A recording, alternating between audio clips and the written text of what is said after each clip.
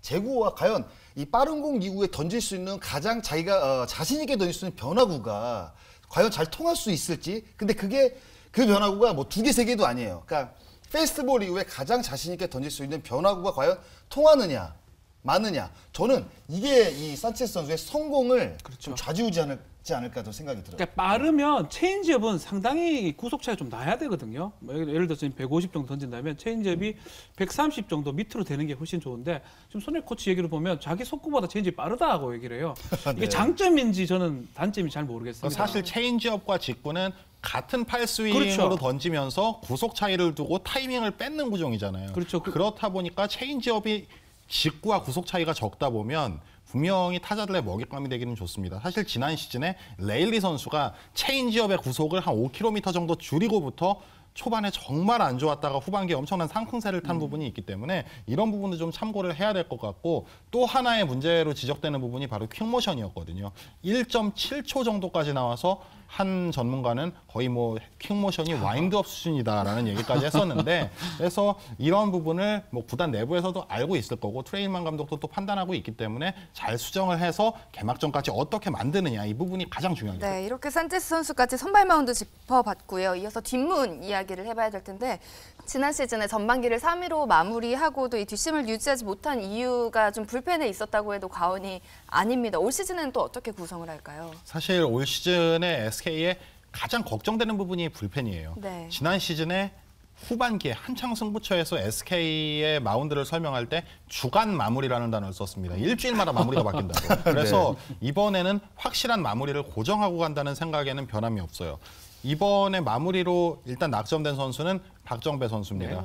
빠른 공과 포크볼의 조합으로 타자를 상대하는 투수고 굉장히 간절하고 항상 절실하게 이렇게 마운드에 오르는 선수라 또 기대가 굉장히 큰데요.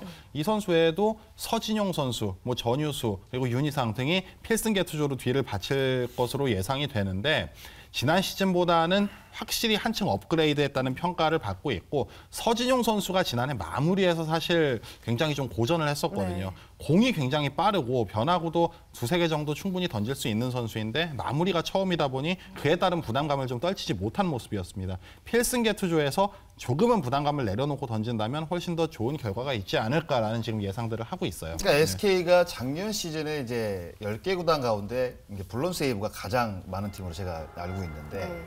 서진용 선수가 작년 시즌 초반에 마무리를 맞다가 굉장히 이길 수 있는 경기를 굉장히 많이 날렸죠. 뒤집어냈어요. 말아먹었죠. 그래서 이제 박희수 선수로 이제 교체를 했다가 시즌 말미에는 이제 박정배 선수로 이제 마무리 그렇죠. 교체를 했단 말이에요.